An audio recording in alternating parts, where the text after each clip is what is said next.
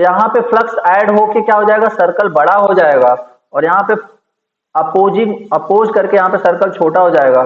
तो this effect is known as adding and this effect is known as opposing.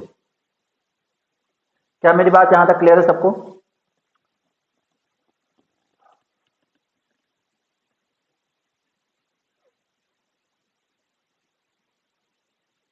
ठीक है, addition हो रहा है तो ऑब्वियस बात है इफेक्टिव फ्लक्स क्या होगा, इंक्रीज होगा। रिपल्स अपोज कर रहा है तो मतलब ऑब्वियस सी बात है क्या होएगा, रिड्यूस होएगा। ठीक है, तो इस तरीके से आप ये समझ लो। अब देखो, अब होता क्या है कि चलो इस पे आते हैं, अभी एक थोड़ी देर में अब बात फिर से आते हैं इस कॉन्सेप्ट पे। अभी नेक्स्ट कॉन्सेप्ट समझो। तो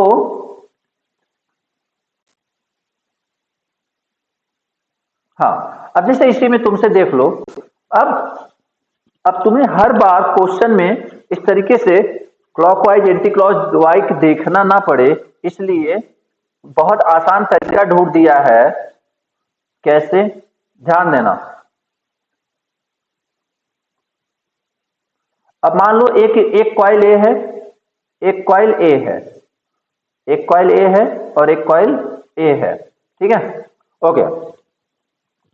तो कॉइल में, यहां पे कॉइल में, अब ध्यान दो, अभी करंट इधर से इधर फ्लो हो रहा है, करंट इधर से इधर फ्लो हो रहा है। ठीक, अब यहां पे आपको एंटी क्लॉकवाइज क्लॉकवाइज निकालना थोड़ा सा टफ हो जाएगा।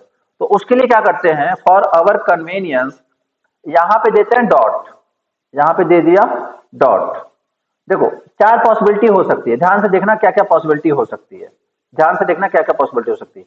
यहां पे डॉट, यहां पे डॉट, उसके बाद यहां पे डॉट, देन यहां पे डॉट, देन हियर डॉट, एक यहां पे डॉट, देन यहां पे डॉट, एंड देन यहां पे डॉट। क्या ये मेरी बातें सबको समझ में आ रही हैं? देखो, ओके कोई बात नहीं, फिर से सुनो। देखो क्या है, जैसे मान लो ए डॉट यहां पे दिया, ठीक, ए डॉट यहां पे दिया, पहला केस। ठीक है, तो अभी जब आपको, अभी आपने करंट इंटर किया, करंट यहां पे मतलब करंट इंटर किया, तो अब एक पहले डॉट पे आपका जो करंट है कहां पे इंटर कर रहा है, डॉट पे। जब आगे बढ़ेगा तब अगेन, मतलब देखो एक होता है पहले मिल जाए, एक होता है बाद में मिल जाए। तो अभी यहां दोनों पे क्या हो रहा है, जस्ट जैसे ही आप इंटर कर रहे हो मिल गया। जैसे इसको बोलते हैं एंटरिंग टर्मिनल, एंटरिंग टर्मिनल, और इसको बोलते हैं लिविंग टर्मिनल। सॉरी, इसको इसको बोलते हैं, अपोजिट वाले साइड को क्या बोलते हैं, लिविंग टर्मिनल। इसको क्या बोलेंगे, लिविंग टर्मिनल। ठीक है, मैं सिंपली वर्ड लिख दे रहा हूं, एल और ए एल। और इसको क्या बोलेंगे, एंटरिंग टर्मिनल। इसको क्या बोलेंगे, एंटरिंग टर्मिनल, ई और ए। तो अगर आपका डॉट दोनों के दोनों एंटरिंग टर्मिनल पे हो तो फ्लक्स क्या होएगा, बोलो, ऐड होएगा। फ्लक्स क्या होएगा, ऐड होएगा। बात समझ आ रही है? अगर, अब ध्यान दो, अब ध्यान दो, अब समझ में आ जाएगा तुम्हें। अभी यहां पे मैंने चार केसेस लिए हुए हैं, चार केसेस लिए हुए हैं। तो देखो ए कहां पे है, एंटरिंग या लिविंग, बोलो, ये कहां पे, पहला वाला केस कहां पे है, एंटरिंग। और यहां पे भी क्या है, एंटरिंग। तो अगर दोनों एंटरिंग है तो क्या होएगा, एडिशन। क्लियर, चलो नीचे आ जाओ। अभी यहां पे क्या है, एंटरिंग टर्मिनल पे, यहां पे कहां पे है, सेकेंड वाले केस में क्या है, एंटरिंग या लिविंग, लिविंग। तो यहां पे क्या हो जाएगा, यहां पे क्या हो जाएगा, तो एक में एंटरिंग एक में लिविंग, मतलब अपोजिट हो गया। तो यहां पे अगेन क्या हो जाएगा, सब्ट्रैक्शन। यहां पे क्या हो जाएगा, सब्ट्रैक्शन। नीचे आ जाओ, यहां पे किस पे है, लिविंग पे, और इस यहां पे किस पे, लिविंग पे, यहां पे किस पे है, एंटरिंग पे, अगेन अपोजिट। तो अगेन क्या हो जाएगा, सब्ट्रैक्शन। अब लास्ट वाले पे आ जाओ, लास्ट में इस पे क्या हो रहा है, लिविंग, इस पे भी क्या हो रहा है, लिविंग। तो अब दोनों लिविंग, ये क्या हो जाएगा, एडिशन। अभी समझ में आया जसमीत? अगर entering entering plus living living plus entering living या लिविंग एंटरिंग तो माइनस, दैट्स इट। ठीक है, अब इससे चार केस इससे ज्यादा होते ही नहीं।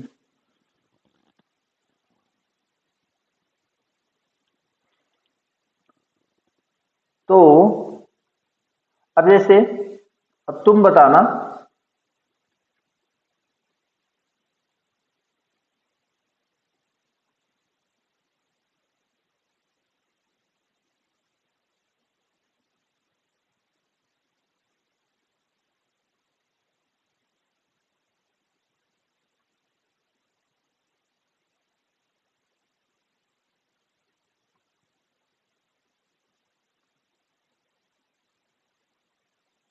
अभी बताओ यहां फ्लक्स ऐड होगा सब्ट्रैक्ट होगा? ऐड होगा सब्ट्रैक्ट होगा?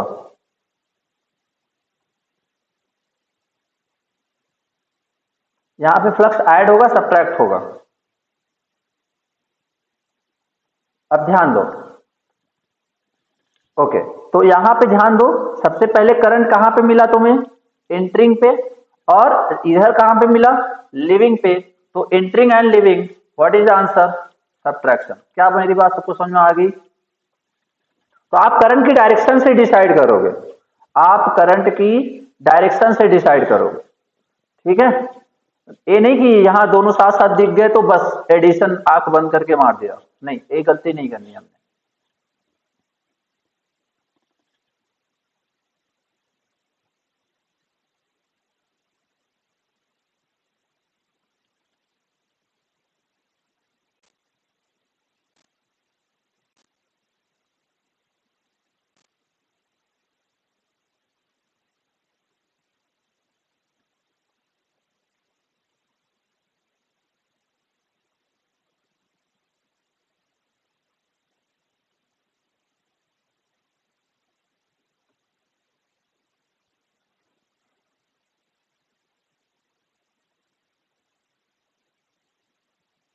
ओके, अब देखो यहां पे मान लो कुछ इस तरीके से दिया हुआ है, ये तुम्हारा ऐसे करके यहां पे एक वैल्यू दी रहेगी तुम्हारे पास, और वो जो वैल्यू होगी वो किसकी वैल्यू होगी, म्यूचुअल इंडक्टेंस की, म्यूचुअल इंडक्टेंस की। तो कुछ ऐसे वैल्यू रहेगी म्यूचुअल इंडक्टेंस की, और कुछ कुछ इस तरीके से।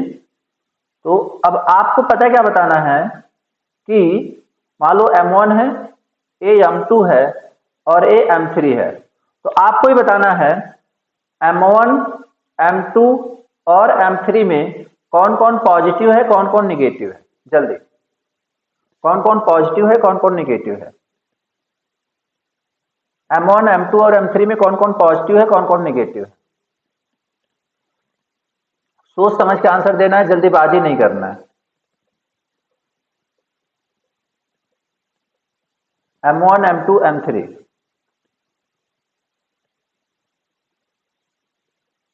क्या है चीज की जल्दीबाजी करो, सही आंसर दो बस, आराम से थोड़ा सा।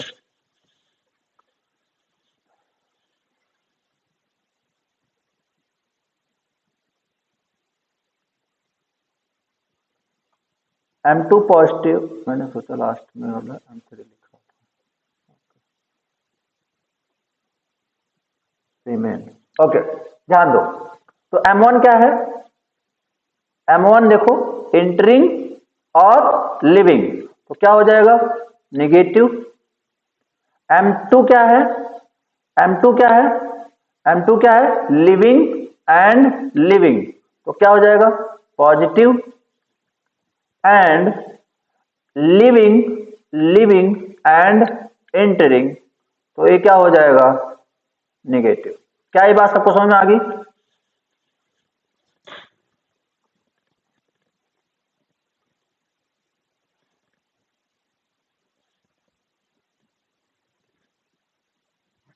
बस जैसे सीख रहे हो सीखते रहो, फिर तो आराम से टॉपिक खत्म हो जाएगा। एक ही बार में सीख जाना, मुझे बार बार बोलने की जरूरत ना पड़े। क्लियर है सबको? निगेटिव निगेटिव पॉजिटिव कैसे आया? Living entering living entering. अब किसी के मन में ऐसा ख्याल नहीं आना चाहिए कि सर यहाँ पे इसको लिया तो इसके साथ ए क्यों ले लिया यार, इसीलिए तो एरो दिया हुआ है कि तुम्हें इसके साथ इसी को देखना है, इसको नहीं देखना है। जब इसको देखना है तो इसके साथ देखना है। ठीक है,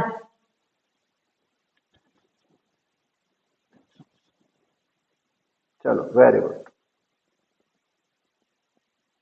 पॉजिटिव निगेटिव वाला कॉन्सेप्ट है। अब जो भी समझो यार, जो कॉन्सेप्ट था वो बता दिया, अब जो नाम देना वो दे।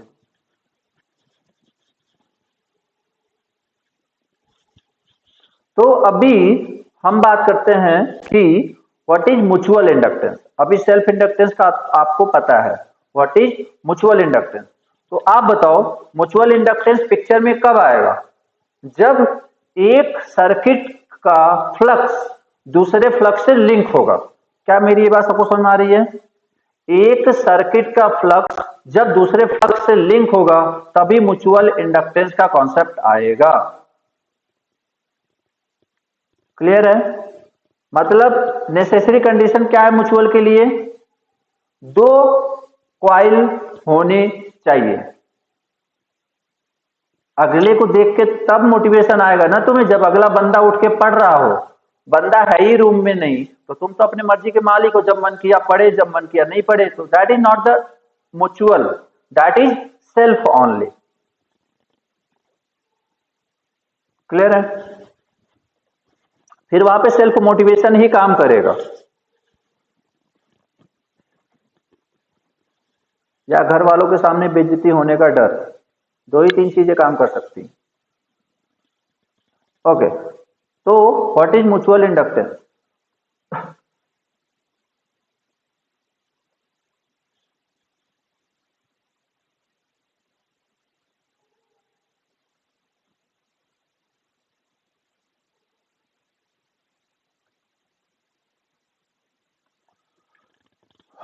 तो लिखो, लिख लो। Mutual inductance is the ability of one inductor, mutual inductance is the ability of one inductor, ability of one inductance, sorry, ability of one inductance, ability of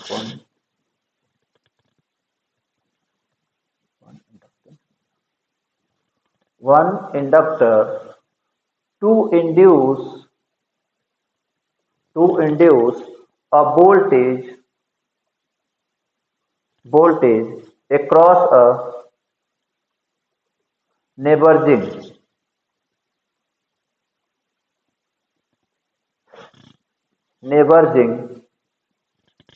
inductor. पड़ोसी पे असर, वो बुरा भी हो सकता है अच्छा भी हो सकता है। Inductor measured in Henry. तो कोई अगर ये पूछ ले कि what is mutual inductance unit, तो आंसर इज हेनरी। ये नहीं कि हेनरी तो सेल्फ इंडक्टेंस का होता था, म्यूचुअल का पता नहीं क्या होता है। तो चाहे म्यूचुअल हो चाहे सेल्फ हो, इंडक्टेंस का यूनिट क्या होता है? हेनरी होता है। उसको फंसाने के लिए पूछ देते हैं कि म्यूचुअल इंडक्टेंस का यूनिट बताओ, तो उसका भी यूनिट क्या होता है? हेनरी ही होता है। क्लियर है बात?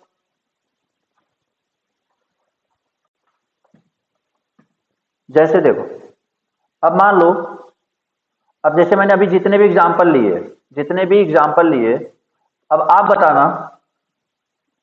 बताना कि ये क्या हो रहा है। ये यहां पे क्या होएगा? इसका इंपैक्ट इस पे पड़ रहा है ना, तो यहां पे क्या जनरेट होगा? Mutual inductance. इसमें करंट फ्लो होगा, इसमें फ्लक्स प्रोड्यूस होगा, इसका फ्लक्स इससे लिंक करेगा। बात समझ आ रही है? इसका फ्लक्स इससे लिंक करेगा, तो क्या होगा? म्यूचुअल इंडक्टेंस का कॉन्सेप्ट आएगा। अगर ये फ्लक्स ना लिंक होता, अगर ये फ्लक्स ना लिंक होता तो फिर क्या होता, कोई कॉन्सेप्ट ना आता। जैसे एक बात समझो, मान लो तुम रूम लेके पढ़ रहे हो, ठीक है। अब तुम्हारे रूम, तुम मान लो अकेले हो, मतलब मैं बोला म्यूचुअल क्या होता कि तुम्हारे सामने कोई बैठ के पढ़ने लगता तो तुम मोटिवेट होके पढ़ने लग जाते, दैट इज म्यूचुअल। अब तुम्हारे पड़ोस का जो रूम है उसमें भी तो बैठ के कोई पढ़ रहा होगा, तुम्हारे पड़ोस का जो रूम है उसमें भी तो बैठ के कोई पढ़ रहा होगा, बट क्या उसके पढ़ने की वजह से तुम्हारे अंदर मोटिवेशन आया क्या? बोलो, उसके पढ़ने से तुम्हारे अंदर मोटिवेशन आया क्या? बेसिकली वो तो दूसरे रूम में था, वो तो तुम नहीं देख रहे थे। तो इसका मतलब वहां पे कपलिंग की वैल्यू कितनी है? जीरो है। मतलब वहां पे कपलिंग की वैल्यू कितनी है? जीरो है। मतलब उसका तुम्हारे ऊपर कोई असर नहीं पड़ रहा। तो अब उसी में जैसे मान लो अब उसी में मान लो, चलो रूम में बंदा आ भी गया, रूम में बंदा आ भी गया, बहुत क्लोज रिलेशन का है, बहुत क्लोज रिलेशन का है, तब तो ऑब्वियस सी बात है कुछ ज्यादा मोटिवेट होगी। अगर वो पढ़ रहा होगा तो तुम्हें पढ़ना ही पड़ेगा किसी हालत में। क्यों? क्योंकि अगर उसका सिलेक्शन हो गया, आपका नहीं हुआ, तो बहुत भारी बेइज्जती होने वाली है। अगर आपका उस लड़के से उतना अच्छा खासा इंटरेक्शन नहीं है, वो दूसरे दूसरे स्टेट से है, मतलब दूसरे डिस्ट्रिक्ट से, आप दूसरे डिस्ट्रिक्ट से हो, तो उसका सिलेक्शन हो भी गया तो आपको किसी को जवाब नहीं देना पड़ेगा। तो काइंड ऑफ जब वो आप एक दूसरे से बहुत ज्यादा जान पहचान के नहीं हो, तो आपकी कॉफिशिएंट ऑफ कपलिंग क्या है? कम है। आपकी कॉफिशिएंट ऑफ कपलिंग क्या है? कम है। बट अगर वो आपके रिलेटिव का बंदा है तो ऑब्वियस बात है कॉफिशिएंट ऑफ कपलिंग बहुत ज्यादा है, आपके ऊपर उसके पढ़ने का बहुत ज्यादा असर पड़ने वाला है। तो ये जो कितना असर पड़ेगा, इस टर्म को क्या बोलते हैं? Coefficient of coupling. तो एक एक इंडक्टर में करंट फ्लो होने की वजह से इसमें कितना फ्लक्स, कितना ईएमएफ इंड्यूस होगा, इसका जो अमाउंट है that is coefficient of coupling, that is coefficient of coupling. अब ध्यान से सुनते जाओ, बस ध्यान से सारी चीजें सिंपल लैंग्वेज में सुनते जाओ, जहां कोई प्रॉब्लम हो बता देना, ठीक है? ओके। अब मान लो यहां पे एक एक आपका, मान लो यहां पे एक आपका इंडक्टर है।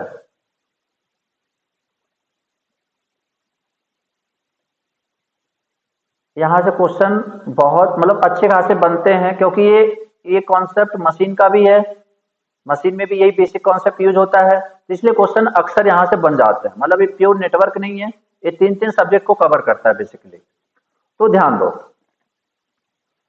अब यहां पे तुमने क्या किया? सबसे पहले करंट फ्लो कराया।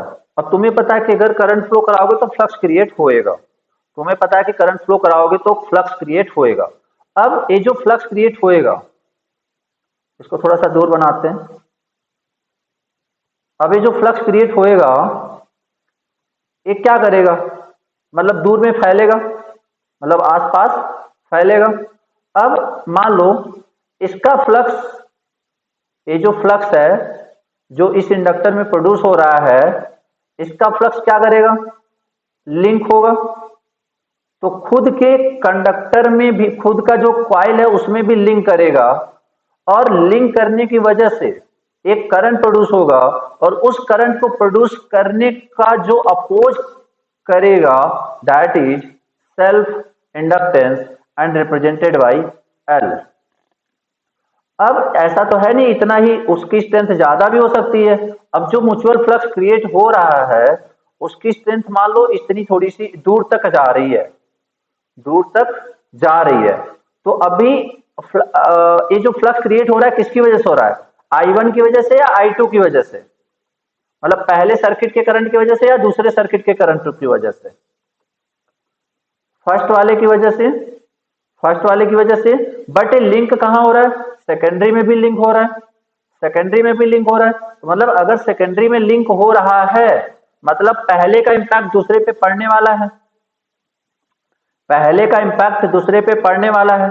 तो अगर मैं ऐसा मान लूं कि जो φ1 है that is directly proportional to I1, मतलब φ1 is the total flux produced by the coil 1, φ1 is the total flux produced by the coil 1।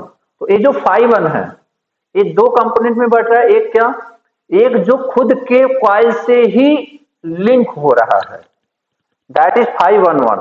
और पहले सर्किट का, पहले इंडक्टर का वो फ्लक्स जो कि दूसरे से जाके लिंक हो रहा है, दैट इज 512।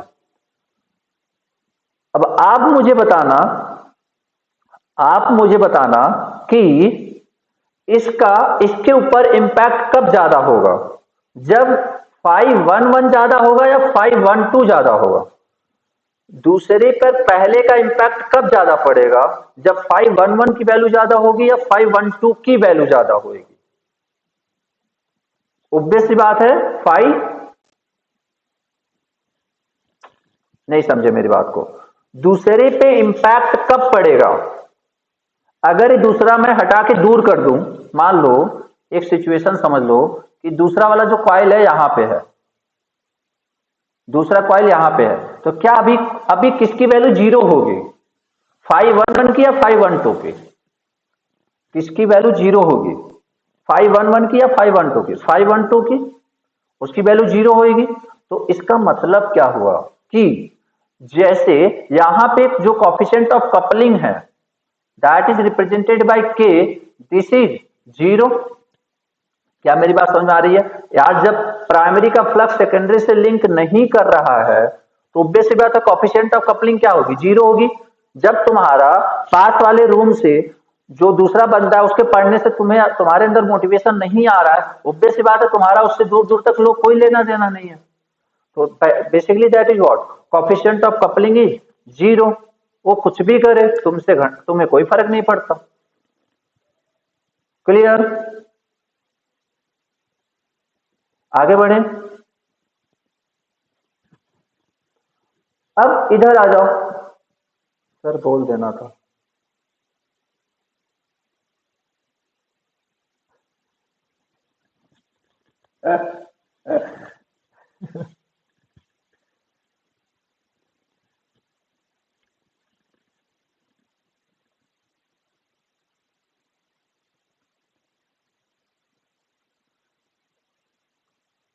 नहीं, मैं तो ऐसे नॉर्मली बोल देता था, बट इसे हमारे हमारे साइड में ना नॉर्मल लैंग्वेज में लेते हैं, बट यहाँ पे उसे थोड़ा सा आपत्तिजनक मानते हैं, तो इसलिए रोकना पड़ा खुद को।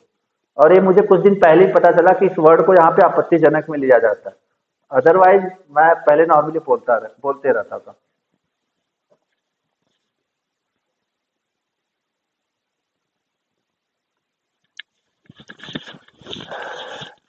ओके, तो तुम लोग यार कॉन्सेप्ट पे इतना फोकस नहीं करोगे जितना फोकस सिर्फ एक छोटे से, वो भी बोला भी नहीं मैंने। खैर ओके,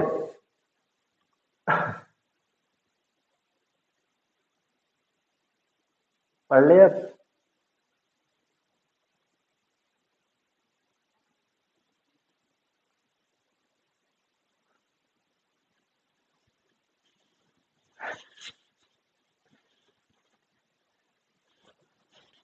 ओके, तो अभी यहां पे मतलब कॉफिशिएंट ऑफ कपलिंग किस पे डिपेंड करेगा? 512 पे। कॉफिशिएंट ऑफ कपलिंग किस पे डिपेंड करेगा? 512 पे। जितना ज्यादा 512 की वैल्यू होगी उतना ज्यादा क्या होगा? कॉफिशिएंट ऑफ कपलिंग होएगा। ठीक है, जितना ज्यादा 512 की वैल्यू होगी उतना ज्यादा कॉफिशिएंट ऑफ कपलिंग होगा। तो मतलब अगर मैं बोलूं what is coefficient of coupling, तो what is coefficient of coupling, ध्यान से सुनना। टोटल का वो पोर्शन जो कि दूसरे से जाके लिंक हो। क्या मेरी बात समझ में आ रही है? टोटल का वो पोर्शन जो कि दूसरे कॉइल से जाके लिंक हो। बोलो, क्लियर है कॉफिशिएंट ऑफ कपलिंग का डेफिनेशन? मतलब जैसे आप ये समझो, जैसे मान लो यहां पे 10 फ्लक्स की यूनिट बताओ, जल्दी फ्लक्स की यूनिट बताओ। वेबर, वेबर, ठीक है। चलो, तो अगर मान लो यहाँ पे 20 वेबर, अगर यहाँ पे 20 वेबर प्रोड्यूस होता है टोटल, मतलब इसकी वजह से 20 वेबर प्रोड्यूस होता है, आपका 10 खुद से लिंक करता है और 10 इससे लिंक करता है, what is coefficient of coupling, जल्दी बोलो, what is coefficient of coupling. 10 इससे लिंक हो रहा है, 10 खुद से, मतलब 10 उससे और 10, हद हो गई यार।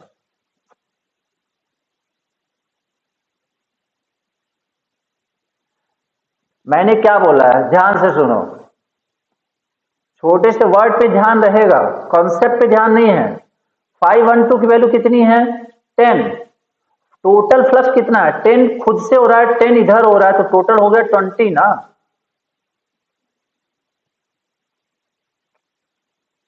और कॉफिशिएंट ऑफ कपलिंग, एक बात बताओ, कॉफिशिएंट ऑफ कपलिंग की वैल्यू क्या कभी 1 से ज्यादा हो सकती है क्या? यार एक बात देखो, 512 प्लस 511 इज व्हाट, 551 ना, सॉरी यहां पे मैंने 51 लिख देना था, 51, ठीक है, 512 इक्वल टू 51। तो इसका मतलब क्या हुआ कि coefficient of coupling always lies between 0 to 1, 0 to 1। क्या ये बात सबको समझ में आ रही है?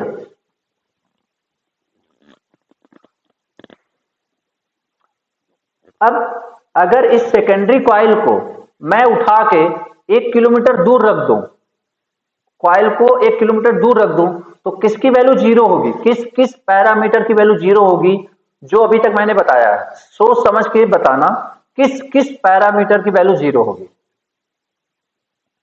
मुझे डाटा चाहिए, very good, very good Shubham. 512 and coefficient of coupling, के की वैल्यू, के की वैल्यू एंड 512 की वैल्यू, क्लियर है सबको?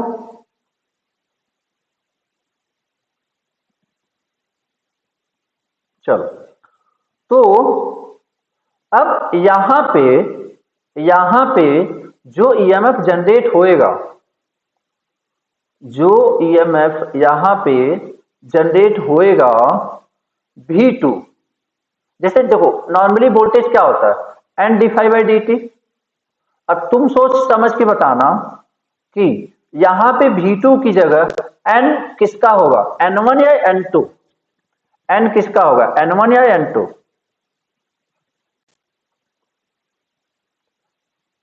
N1 या N2? यार कितना ज्यादा लिंक करेगा, ये तो नंबर ऑफ टर्न्स पे डिपेंड करता है, किसके, सेकेंडरी पे ना। मेरी बात समझ में आ रही है? प्राइमरी फ्लक्स से कितना फ्लक्स लिंक करेगा, अगर एक ही फ्लक्स, एक ही टर्न है, सेकेंडरी में एक ही टर्न है, तो बेस बात बहुत कम लिंक करेगा, अगर 2 टर्न है तो ज्यादा लिंक करेगा। इसी तरीके से जितना ज्यादा नंबर ऑफ टर्न्स है उतना ज्यादा लिंक करेगा। तो मतलब यहां पे क्या बोलोगे, N2। अब सोच समझ के बताना, व्हाट इज 5, 5-1, 5-1-1 या 5-1-2, 5-1 या 5-1-1 या 5-1-2। हमें D phi by D t लिखना है, हमें D phi by D t लिखना है। क्या लिखूं मैं यहां पे,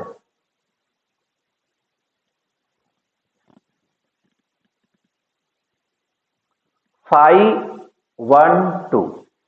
यार जो फ्लक्स सेकेंडरी से लिंक करेगा उसी पे तो डिपेंड करेगा ना सेकेंडरी का वोल्टेज, प्राइमरी में क्या लिंक हो रहा है उससे कोई फर्क ही नहीं पड़ता। अब कोई बोले कि V1 की वैल्यू क्या होगी, तो V1 की वैल्यू क्या हो जाएगी, बोलो व्हाट इज V1। तो जब V1 में सेल्फ काम कर रहा है, हाँ ठीक है, V1 में क्या हो जाएगा, N1, N1 और कौन सा flux, d∅11 divide by dt, clear है?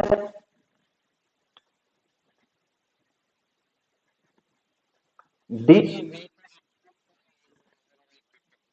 हाँ वोल्टेज ईएमएफ ही है, या फिर अभी वो वोल्टेज अक्रॉस इंडक्टर भी। अब जैसे यहां पे देखो, यहाँ पे अभी तो जैसे आपने क्या बोला, आप इस तो सुना हुआ ना, voltage across inductor is what, L D I by D t. और ईएमएफ इंड्यूस्ड अक्रॉस इंडक्टर क्या होता है, N D phi by D t. ठीक है, और दोनों की इक्वल वैल्यू होती है, इसी वजह से L I equal to N phi आता है, या फिर L equal to N phi upon I आता है। ठीक है, खैर ये तो अभी आपने क्या निकाला, इसकी वैल्यू निकाली। अभी आप इसकी वैल्यू निकालना, जरा इसकी वैल्यू निकालनी है, तो उसका फॉर्मूला क्या बोला हूं, L D I by D T. बहुत ध्यान से सुनो। अब बताओ, तो पहले इधर आ जाओ, पहले इधर आ जाओ, L D I by D T. तो V2 की वैल्यू आपने पहले लिख लिया, V2 की वैल्यू आपने पहले लिख लिया N1 d phi one one divide by D t. चलो अच्छी बात है। अब मुझे V equal to L d by D t लिखना। L कौन सा लिखूं, L1 लिखूं, L2 लिखूं, M1 म्यूचुअल इंडक्टेंस लिखूं, क्या लिखूं? ये तो सेल्फ फ्लक्स हो रहा है, तो L1 D I1 divide by D T. क्या ये बात सबको समझ में आ रही है? सॉरी, V1 क्या ये बात सबको समझ में आ रही है?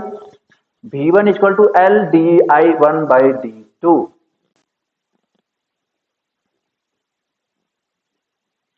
अब इधर आ जाओ, इधर आ जाओ, ध्यान से सुनना। अब इधर आ जाओ, बोलो क्या इधर कौन सा इंडक्टेंस आएगा, सेल्फ या म्यूचुअल? सेकेंडरी में सेल्फ आएगा, म्यूचुअल आएगा? म्यूचुअल।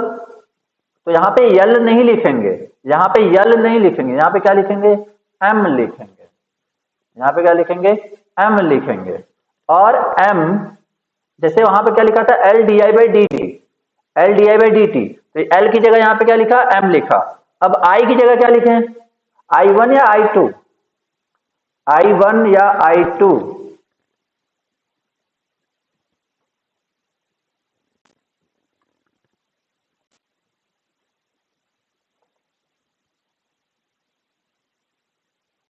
एक बात बताओ, ये जो करंट है, किस करंट की वजह से म्यूचुअल फ्लक्स क्रिएट हो रहा है, मुझे बताओ।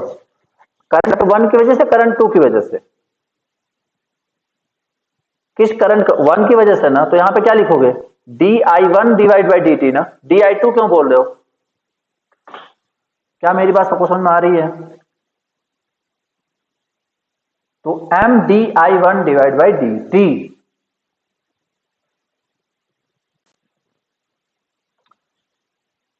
कंक्लूड करें सारे को, सबको कंक्लूड करें, चारों पैरामीटर।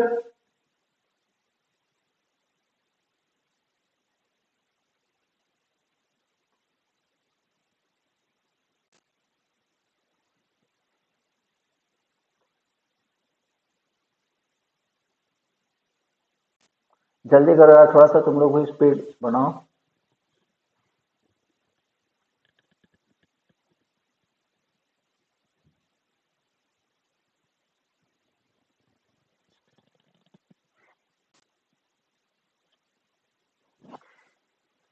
ओके, अभी मैंने सिर्फ किस में करंट फ्लो कराया था, आई वन में। सिर्फ किस में फ्लो कराया था, आई वन में। मतलब मैंने ऐसा कंसीडर किया था कि रूम में एक बंदा कंप्लीटली नालायक है और एक बंदा ही पढ़ता है, और दूसरे बंदे पर ही फर्क पड़ता है कि उसको देख के पढ़ने लगता है। बट ऐसा भी तो हो सकता है कि दूसरा बंदा जो अभी सो रहा वो बाद में पढ़े और पहले बंदे पे भी फर्क पड़े। तो काइंड ऑफ दूसरे सर्किट में भी तो करंट फ्लो हो सकता है। क्या ये बात समझ में आई?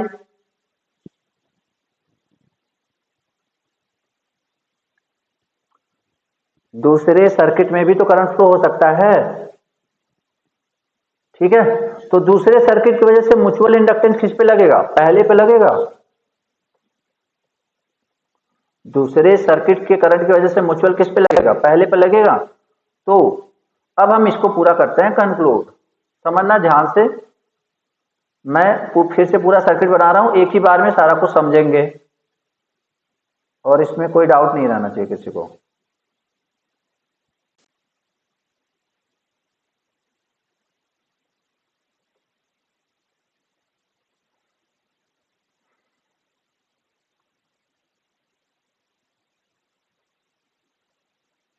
अच्छा, म्यूचुअल अभी इक्वल म्यूचुअल ले रहे हैं, मतलब कि जितना म्यूचुअल फ्लक्स ए इस पे काम करेगा उतना ही म्यूचुअल फ्लक्स इस पे काम करेगा। ठीक है, तो वही M12 M21 का कोई चक्कर नहीं रखेंगे अपन। यहां पे करंट फ्लो हो रहा है I1, यहां पे करंट फ्लो हो रहा है I2। आपको क्या बताना पता है? V1। अब आप बताओ जो V1 होगा, जो V1 होगा वोल्टेज अक्रॉस इंडक्टर 1, वो एक होगा दो होगा? सिर्फ सेल्फ होगा या म्यूचुअल और सेल्फ दोनों होगा? सोच समझ के बोलना। पहले इंडक्टर के क्रॉस वोल्टेज सिर्फ सेल्फ होगा या म्यूचुअल और सेल्फ दोनों होगा? बोलो।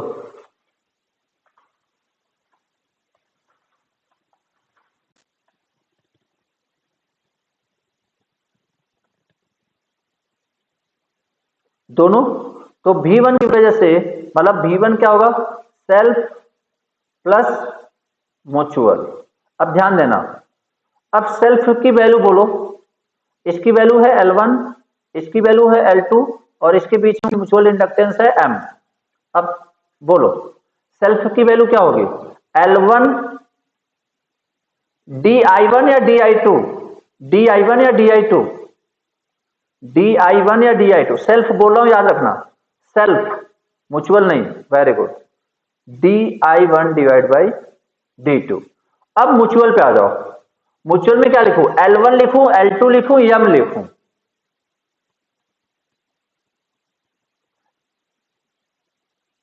M1 लिखूं, M2 लिखूं, या फिर L1 लिखूं, L2 लिखूं या M लिखूं? M1 M2 कुछ नहीं है, सिंपली M है। जितना उस पे म्यूचुअल लगा रहा है उतना वो उस पे लगा रहा है, तो क्या लिखना है? M। M। अब करंट कौन सा लिखूं? DI1 या DI2? पहले पे म्यूचुअल किसकी वजह से काम करेगा? दूसरे की वजह से। तो क्या हो जाएगा?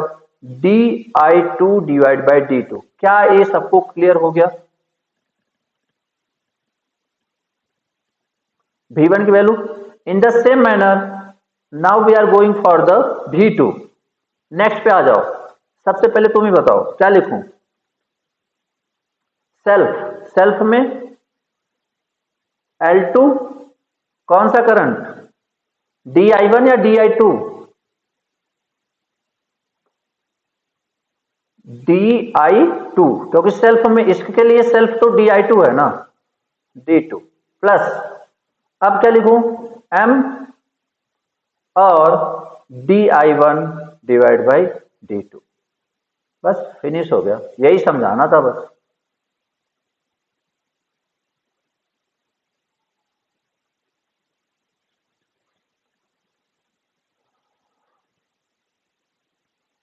अब कोई बोले कि सर यहां पे प्लस कैसे आ गया, यहां पे माइनस भी तो आ सकता है, हो सकता, वैलिड क्वेश्चन भी है। तो सिंपल एक बात बताओ, यहां पे जो तुम्हें डॉट दिख रहा है, ये अपोजिट पोलरिटी दिख रहा है या सब्ट्रैक्टिव पोलरिटी? सोच समझ के आंसर देना। अपोजिट पोलरिटी या सब्ट्रैक्टिव पोलरिटी?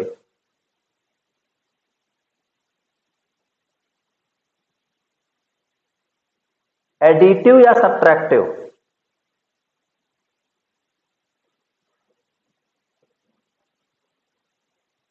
ध्यान दो।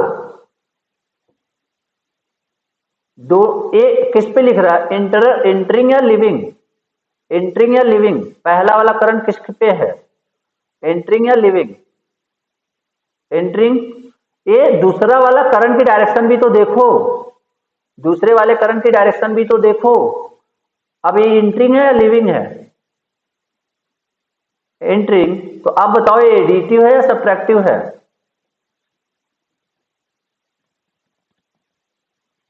बात समझ में आ गया? इसलिए यहां पे प्लस होएगा यार, इससे सिंपल नहीं समझा सकता।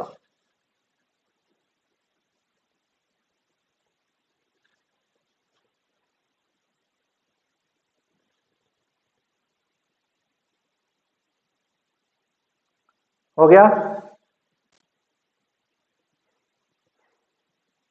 अगर जैसे देखो, अब कहोगे सर ट्रांसफार्मर में क्या होता है, तो एक बात बताओ। पहली बात, अच्छा ट्रांसफार्मर में तुम्हें क्या लगता है, एडिटिव होता है सब्ट्रैक्टिव होता है? सोच समझ के आंसर देना। ट्रांसफार्मर में क्या होता है, एडिटिव या सब्ट्रैक्टिव?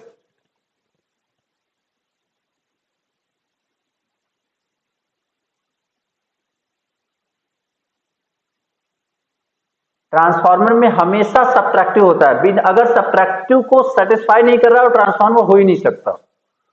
अगर सब्ट्रैक्टिव को सेटिस्फाई नहीं कर रहा है तो ट्रांसफार्मर हो ही नहीं सकता। This is the fact. क्यों? क्योंकि लेंज लॉ पे काम करता है। मतलब एक का क्या करेगा, अपोज करे, उसकी डायरेक्शन कुछ ऐसी होगी कि वो दूसरे का क्या करे, अपोज करे। और ऐसा तभी होगा जब ऐसा हो, उसी के हिसाब से करंट फ्लो होता है। तो अब कहोगे सर ये जो दिख रहा है क्या ये ट्रांसफार्मर है? तो एक बात बताओ, जो आप ट्रांसफार्मर बनाते हो उसमें I2 की डायरेक्शन कैसे होती है? ऐसे होती है, बाहर की तरफ। याद करो, जो ट्रांसफार्मर बनाते हो उसमें तो सेकेंडरी पे लोड करंट जा रहा होता है ना। और अगर वहां पे सेकेंडरी पे लोड करंट जा रहा होगा तो एंटरिंग हुआ या लीविंग हुआ ट्रांसफार्मर के लिए? एंटरिंग हुआ या लीविंग हुआ?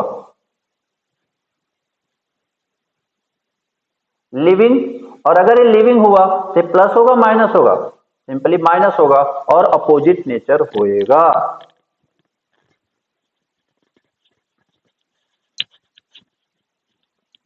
क्या मेरी बात क्लियर है?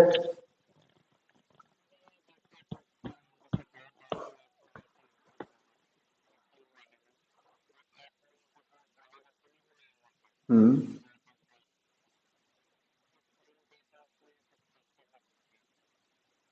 गोला से इससे क्या, वो अलग चीज थी, ये अलग चीज लिखा हुआ है। ये उन्होंने क्लॉकवाइज एंटी क्लॉकवाइज का दे रखा, उन्होंने बोला कि मैं डॉट दे रहा हूं, करंट की डायरेक्शन सेम है, ठीक है, दे रहा हूं। अब तुम बस इससे देखो कि अगर दोनों की डायरेक्शन सेम है, लिविंग पे है या दोनों इंटरिंग पे हैं, तो एडिटिव होगा।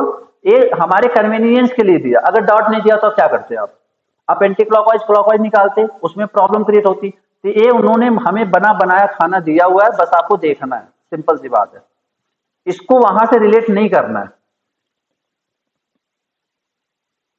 ट्रांसफार्मर में जब भी पढ़ोगे आपको अगर इसके क्वेश्चन आएंगे तो डॉट दिया रहेगा उसमें।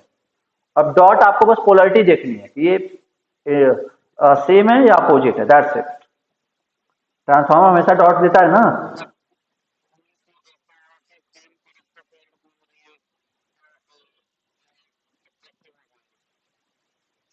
यार फिर से वही बात मैं बोल रहा हूं, उसको इसमें क्यों मिक्स कर रहे हो जब उन्होंने अपने उसी कन्वीनियंस को करने के लिए उन्होंने डॉट दिया हुआ है, तो उसको इसमें क्यों मिक्स कर रहे हो आप?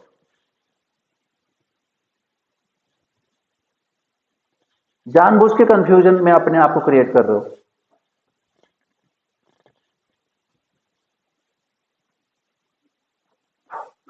ओके, तो V1 equal to L1 dy1 dy d2 m di2 by dt L2 di2 by dt plus m di1 by dt। ठीक है, okay. So this is the concept of mutual inductance. I hope mutual तो अच्छे से समझ में आ गया होगा। अब अब हम बात करते हैं टाइप्स ऑफ कपलिंग की। उसके पहले थोड़ा सा कॉफिशिएंट ऑफ कपलिंग के बारे में बात कर लें। अच्छा हाँ, एक बात और, क्या था? हम्म।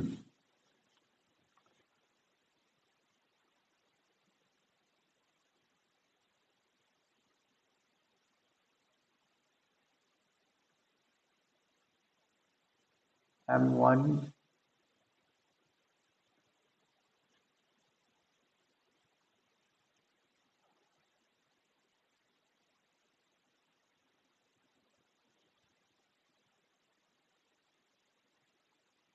हाँ ठीक है। अब जैसे देखो, मान लो पहले इंडक्टर की बात करते हैं। यहाँ पे क्या है, L D I one divide by d t. जैसे अभी मैंने बात करी थी ना कि इंड्यूस ईएमएफ क्या होता है, एक तो induced EMF is voltage across inductor, तो L D I by D T is equal to N D phi by D T. तो मैं इसको ध्यान दो, L D I by D T N D phi by D T. मुझे एक बात बताओ, अगर मैं यहाँ पे L1 लिख रहा हूं, ध्यान से सुनना मेरी बात, यहाँ पे मैं L1 लिख रहा हूं, यहाँ पे कौन सा फ्लक्स होगा और कौन सा करंट होगा? D I one by d t, inductor voltage across inductor. और यहां पे अब आपका इंड्यूस ईएमएफ भी देखना है, तो N1 और D phi one 1 divide by D two. तो इसको जब आप कंक्लूड करोगे तो dt कैंसिल और इंटीग्रेट कर दिया तो क्या हो जाएगा, Li1 is equal to N1 phi1 या फिर L1 is equal to N1 phi1 upon I1।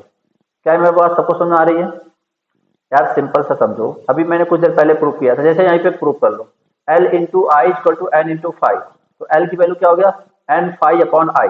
तो L1 का पूछ रहा है तो क्या हो जाएगा, N1 phi1 अपॉन I1। क्या मेरी बात क्लियर है यहाँ पे? L की वैल्यू क्या होगी, N1 phi1 अपॉन I1 जब L1 की बात हो रही है। ये जनरल फार्मूला आप याद कर लेना, एग्जाम में बहुत ज्यादा पूछने के चांसेस होते हैं। L equal to N five upon I, transformer ही चल रहा है और क्या चल रहा है, मैग्नेटिक कपलिंग का कॉन्सेप्ट ट्रांसफॉर्मर में ही है।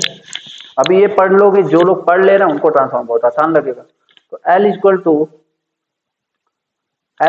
एन फाइव अपॉन आई, ठीक। तो अभी यहाँ पे L1 की बात करें तो N1 phi1 अपॉन I1। अब बात आ रही है कि पर इंडक्टर करंट के अपोजिट होगा, फिर इंडक्टर करंट के अपोजिट होगा मतलब क्या बोलना चाहते हो, यहां माइनस लगा दूं, ऐसा बोलना चाह रहे हो?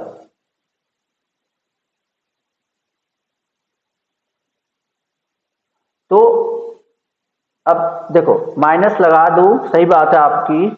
एक चीज ये भी समझो कि जो इंड्यूस्ड ईएमएफ होता है वो क्या होता है, minus N d phi by D T.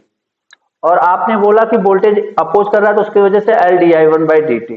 तो ए माइनस माइनस कैंसिल, तो आएगा वही N phi is equal to L I.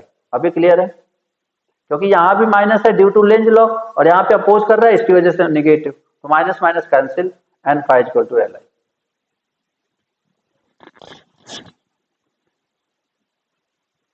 Minus कभी भी कैलकुलेशन में नहीं आता है, बात याद रखना। वो सिर्फ बस इंडिकेट करता है कि अपोज कर रहा है, कभी भी कैलकुलेशन में माइनस को हम कंसीडर नहीं करते। ये आप ट्रांसफॉर्मर पढ़ोगे तो आपको अच्छे से समझ में आएगा। तो N1 phi1 अपॉन I1, इसी तरीके से L2 क्या हो जाएगा, N2 phi2 अपॉन I2। ये सारा चीज लिखते चलना। L1 हो गया N1 phi1 upon I1, L2 हो गया N2 phi2 अपॉन I2। अब कोई अगर आपसे पूछ रहा है M, तो अब मान लो अभी थोड़ी देर के लिए इसको अलग करते हैं, M12 M21। तो सिंपली आप ये याद रखना कि जैसे 1 से 2 की तरफ पूछ रहा है तो यहाँ पे क्या करेंगे, जैसे मान लो M12 है, मतलब दूसरे पे म्यूचुअल इंडक्टेंस पहले की वजह से, mutual inductance of secondary due to first inductor. ध्यान से समझना। अब बताओ, तुम्हें पता है कि M12 लेना है, सॉरी L क्या होता है, एन फाइव अपॉन आई। तो आप बताओ N1 लू या N2 लू, यहां पे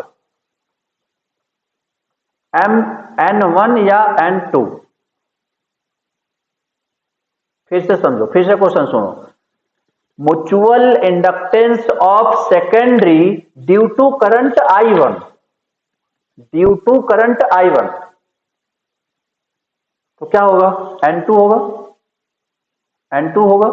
और अब बताओ फ्लक्स कौन सा लूं, 511 या 512? 512, 512 क्यों, क्योंकि 512 is the flux which is linking from the secondary divide by कौन सा करंट, I1 या I2? वेरी गुड, कौन सा करंट, I1। सिंपल। ये सब हैवी कॉन्सेप्ट सीख रहे हो तुम और इजिली समझ में आ रहे हैं तो बहुत अच्छी बात है। M12 क्लियर है? सिंपली देखो N five upon I, number of turn कौन सा, सेकंड, सर करंट I1 होगा, I1 होगा ना यार। किस कौन से करंट की वजह से हो रहा है, किस करंट की वजह से फ्लो हो रहा है, मुझे ये बता दो। म्यूचुअल इंडक्टेंस किस करंट की वजह से आ रहा है, I1 या सेकेंडरी में किसकी वजह से आ रहा है?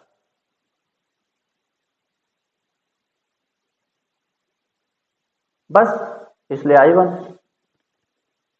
और अगर यहीं पे लिख दूं M21 तो क्या हो जाएगा, N1 phi 21 divide by I2, simple. अबे तुम दिमाग लगा लो कैसे आ रहा है। What is meaning of phi 21, anyone, what is meaning of phi 21?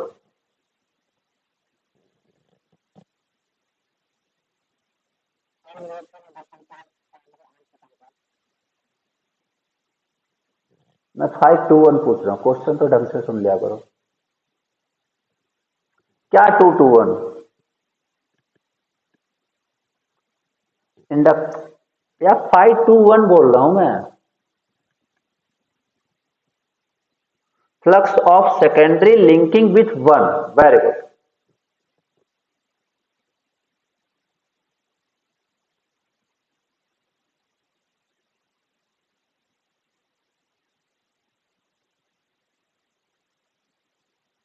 यार एग्जैक्ट अप्रोप्रिएट आंसर दोगे तो क्यों नहीं एक्सेप्ट करेंगे। अब तुम्हारे मन में क्या भावना है चल रही, मुझे क्या पता चलेगा, उसको सही से एक्सप्लेन करो ना। कहोगे सर मैं भी तो यही बोलना चाहता था, अगले को पता ही नहीं चले तुम क्या बोलना चाह रहे हो।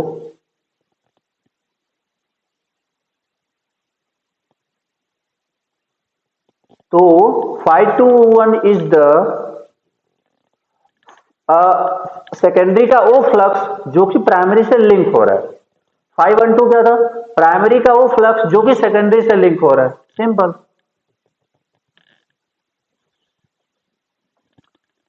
तो ये चार फॉर्मूले हैं, ये चारों फॉर्मूले पे क्वेश्चन आ सकते हैं तुम्हारे एग्जाम में, एचपी प्रीवियस ईयर में आए हुए हैं। एन फाई अपॉन आई पे तो बहुत आया हुआ है, तुम चाहे तो उठा के देख लेना। L equal to N phi upon I पे भर भर के आते हैं इस फॉर्मूले पे। L equal to N phi upon I, mutual का नहीं है, सिंपली सेल्फ का, क्योंकि एन फाई यहाँ पे एमएमएफ दे देगा। चलो इसके भी तो मैग्नेटिक सर्किट में बात करेंगे। Okay,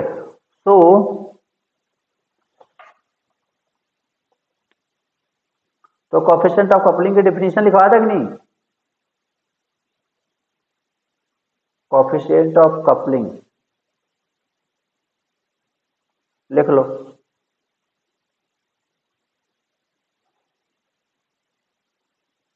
fraction of flux, fraction of total flux, fraction of total flux which is linking. ये पता है, ये डिफिनीशन भी तुमसे लाइन में पूछ दे सकता है। ऐसे लाइन दे देगा, चार लाइनें दे देंगी, उसमें तुम्हें बोलेगा कोएफिशिएंट ऑफ कपलिंग इज, उसके बाद चार लाइनें ऐसे लंबी लंबी लाइनें दे देगा, तो आपको डिफिनीशन याद रहेगा तभी उसका आंसर कर पाओगे। तो fraction of total flux which is linking with other coil, which is linking with other coil, that's it. तो रिप्रेजेंटेड बाय के, तो सिंपल होगा 512 इक्वल टू 5 1, सिंपल। एंड के लाइज बिटवीन 0 to 1। अगर कोई बोले for ideal transformer, what is ideal, अच्छा ideal किस पे काम करता है, सेल्फ पे, म्यूचुअल पे। ट्रांसफॉर्मर, आइडियल ट्रांसफॉर्मर में आप कौन सा फ्लक्स लिंक कराना चाहते हो, सेल्फ या म्यूचुअल? म्यूचुअल। तो for ideal transformer what is the value of K, what should be the value of K? 1। क्यों? क्योंकि पूरा का पूरा क्या करे, लिंक हो जाए, कोई भी फ्लक्स इधर उधर ना जाए, कोई भी फ्लक्स इधर उधर ना जाए, पूरा का पूरा क्या करे, प्राइमरी का करंट, प्राइमरी का फ्लक्स सेकेंडरी से लिंक कर जाए, सिंपल। तो आइडियल ट्रांसफार्मर के लिए के की वैल्यू 1 होनी चाहिए, ठीक है। अच्छा, अगर कोई बोले कि के की वैल्यू 0 है, इसका मतलब क्या निकाल सकते हो आप कि म्यूचुअल फ्लक्स की वैल्यू क्या है, मैक्सिमम या मिनिमम। के की वैल्यू 0 है तो म्यूचुअल फ्लक्स की वैल्यू क्या होगी, मैक्सिमम मिनिमम या जीरो, मैक्सिमम मिनिमम या जीरो, जीरो। अगर के की वैल्यू 0 है तो what is the value of mutual flux, answer is 0।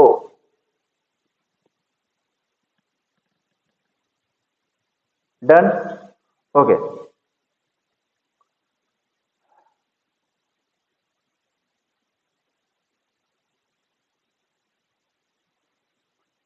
एक ध्यान से एक चीज समझना, एक एक एक इक्वेशन डिराइव करते हैं जो कि बहुत इंपॉर्टेंट है।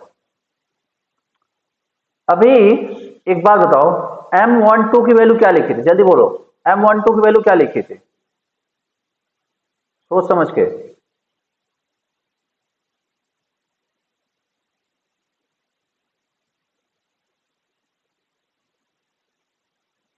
क्या यही था?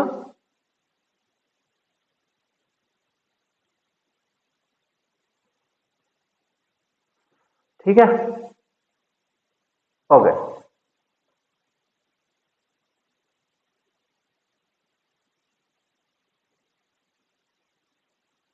और M21 क्या था? N1 521 डिवाइड बाई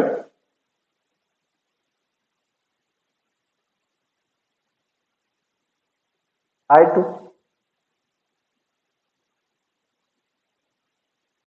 ठीक है, ओके। अब मान लो for symmetrical coupling, for symmetrical coupling, symmetrical coupling का मतलब होता है M12 is equal to M21। Symmetrical coupling का मतलब होता है हमारे सिलेबस में, इवन गेट के भी सिलेबस में जो मेंशन है वो क्या होता है, ओनली सिमेट्रिकल कपलिंग, क्योंकि अनसिमेट्रिकल कपलिंग बहुत ज्यादा कॉम्प्लिकेटेड हो जाता है, तो ओनली सिमेट्रिकल कपलिंग। तो M12 इक्वल टू M21, ध्यान से समझना। अब मैं इन दोनों को क्या कर देता हूं, मल्टीप्लाई कर देता हूं। मतलब मैंने ऐसा एज्यूम कर लिया कि M12 equal to M21 is equal to M। किसी को कोई दिक्कत?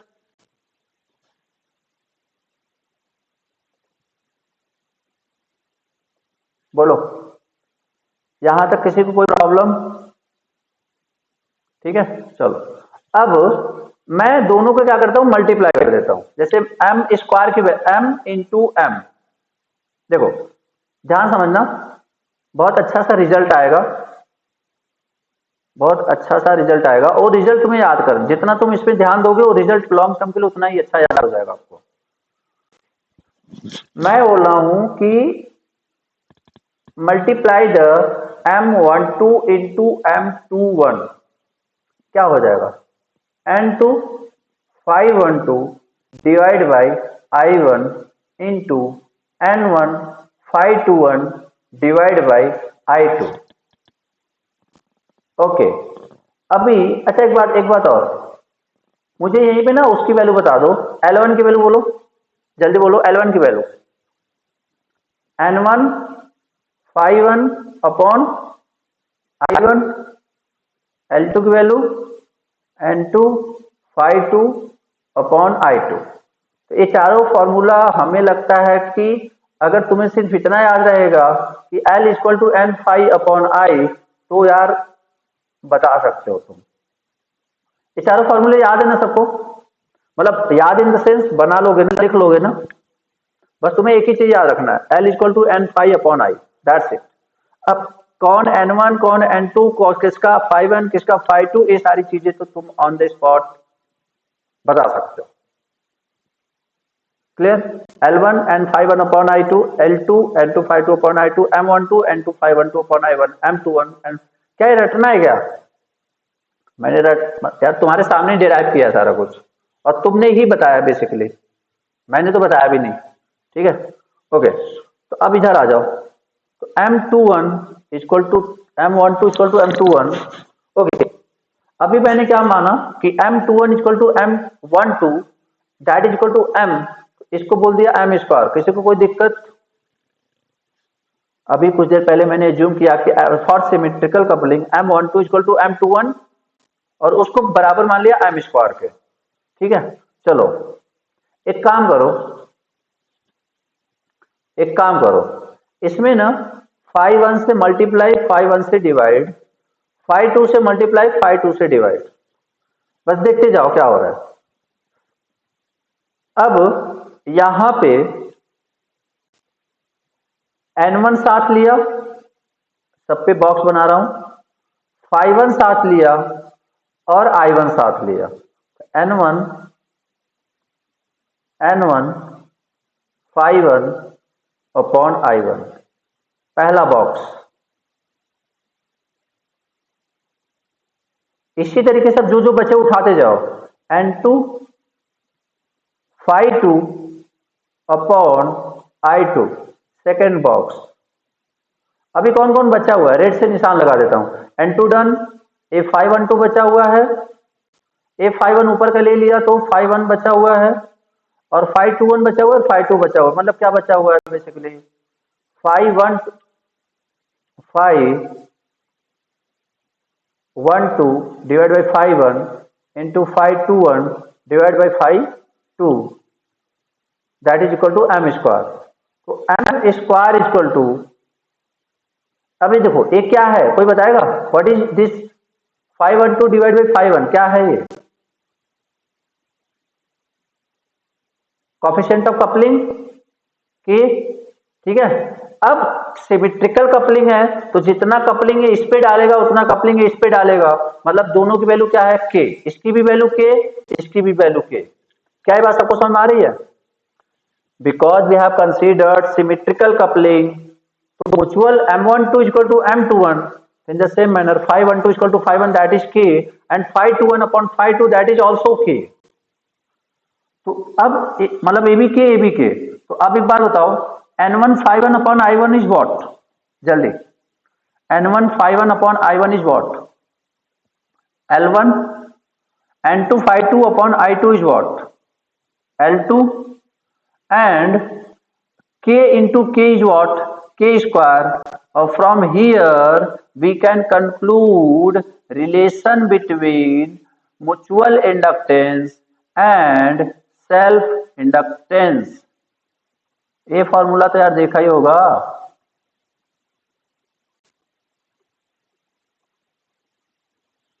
M equal to K under root L1 into L2। हाँ, इस पे डायरेक्ट क्वेश्चन पूछते हैं, इस पे डायरेक्ट क्वेश्चन पूछते हैं। आपको डेरिवेशन, ये पहली और आखिरी बार डेरिवेशन पढ़ रहे हो। मैंने इतना लंबा चौड़ा इसलिए कराया कि आपके दिमाग में बैठ जाना चाहिए कि सर ने ऐसा कुछ कराया हुआ है। मैं डायरेक्ट फार्मूला भी लिखवा सकता था।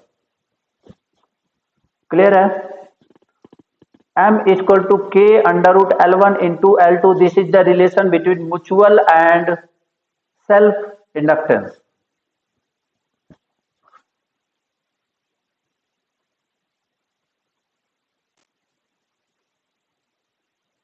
और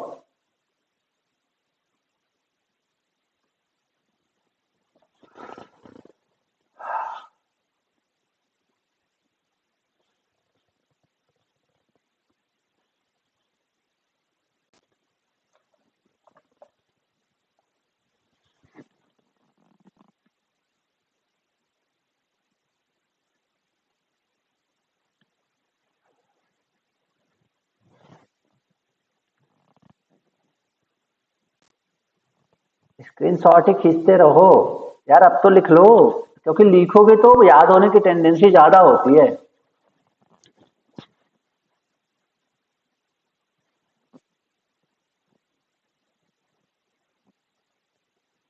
ऐसे तो यूट्यूब पे मुझसे भी अच्छे पढ़ाने वाले मिल जाएंगे।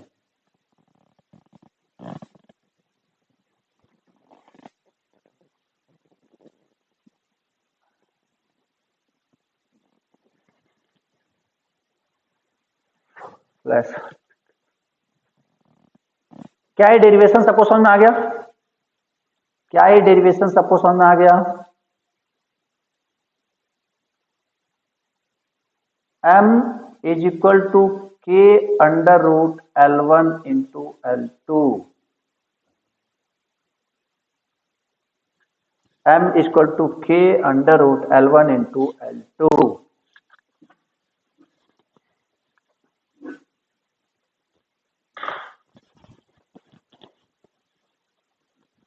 This is the relation between mutual and self inductance।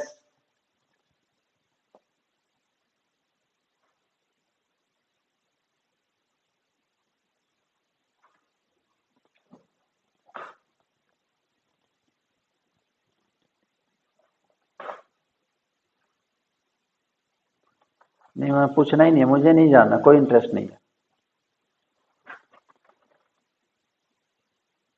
कभी कभी डेरिवेशन से फॉर्मूला भूल जाते हैं।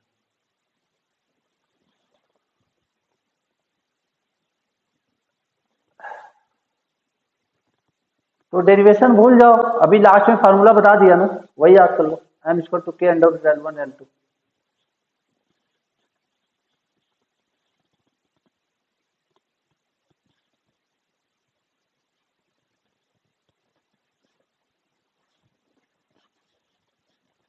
आपको वैसे भी डेरिवेशन नहीं याद रखना है।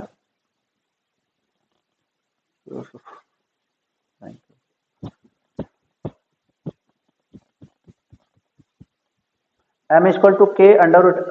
इवन तुम डेरिवेशन नोट नहीं, मतलब जो को जब फुल कोर्स चल रहा है पहली बार तुम नोट करो आप, ठीक है, उससे क्या होता है ना, चीजें लंबे समय के लिए याद हो जाती है। खैर, अब हम बात करते हैं टाइप्स ऑफ कपलिंग की।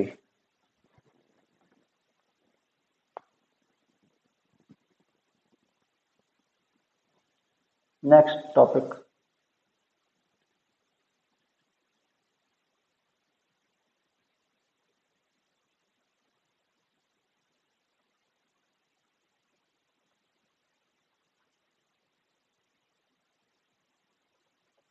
Types of coupling.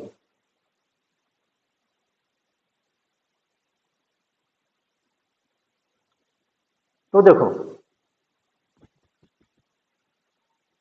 Types of coupling दो टाइप का होता है, एक होता है इलेक्ट्रिकल कपलिंग, एक होता है मैग्नेटिक कपलिंग।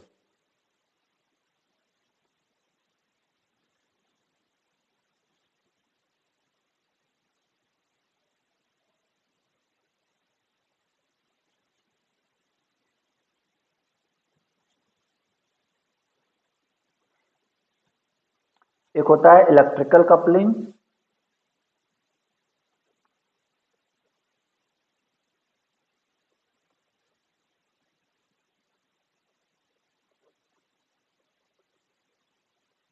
एक होता है म्यूचुअल कपलिंग। ठीक है, अब देखो, कपलिंग तो दोनों है, बट एक इलेक्ट्रिकल कपलिंग है, एक म्यूचुअल कपलिंग। अब इसमें ध्यान दो, अभी जो अच्छा पहले समझ लो इलेक्ट्रिकल कपलिंग का मतलब क्या होता है। आप बताओ, ध्यान समझना,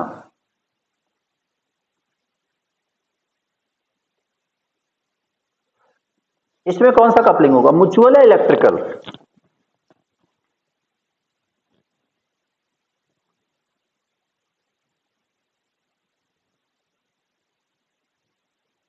म्यूचुअल इलेक्ट्रिकल, म्यूचुअल इलेक्ट्रिकल। और लोग इलेक्ट्रिकल, इलेक्ट्रिकल म्यूचुअल नहीं, इसमें म्यूचुअल होगा, दिस इज म्यूचुअल। अगर एक ही कनेक्शन एग्जिस्ट कर रहा है टू कॉइल के साथ, मतलब physical connection exist between two coils, then that is electrical coupling.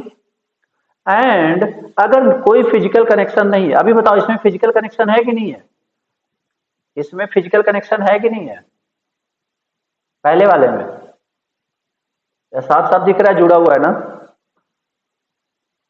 तो क्या हो जाएगा, इलेक्ट्रिकल कपलिंग।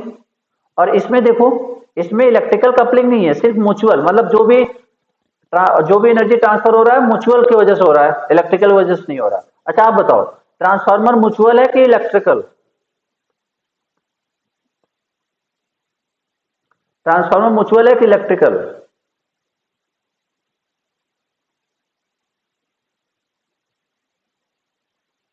अगर मैं कहूं दोनों है तो?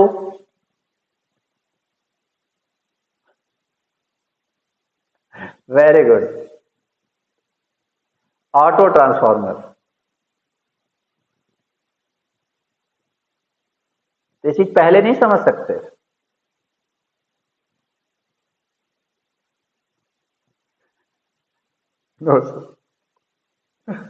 ओके, तो इलेक्ट्रिकल का एक्चुअली दोनों, ऑटो ट्रांसफार्मर में इलेक्ट्रिकल ही नहीं है, उसमें इलेक्ट्रिकल भी है और म्यूचुअल भी है। ऑटो ट्रांसफार्मर में इलेक्ट्रिकल भी है और म्यूचुअल भी है, ठीक है, और नॉर्मल सिचुएशन में इलेक्ट्रिकल। चलो, तो आई होप तुम्हें इलेक्ट्रिकल और म्यूचुअल में मतलब समझ में आ गया होगा। तो electrical coupling and mutual coupling, इसमें क्या लिखेंगे? Physical connection between exist between coil, exist between coil and no physical connection, समझ जाना, नो फिजिकल कनेक्शन। ओके, अब इसमें आ जाओ।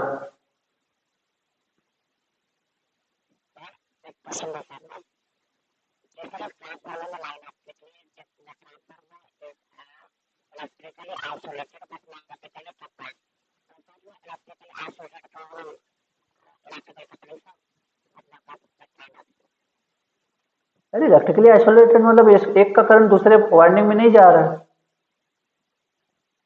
एक इलेक्ट्रिकली आइसोलेटेड मतलब पहले का करंट दूसरे में नहीं जा रहा है, सिंपल। और इलेक्ट्रिकली कपलिंग का मतलब उपदेश से बात है कि इलेक्ट्रिकली आइसोलेटेड नहीं है वो, क्योंकि पहले का जो कॉइल पहले करंट जो करंट पहले कॉइल में जा रहा है वही दूसरे में भी जा रहा है।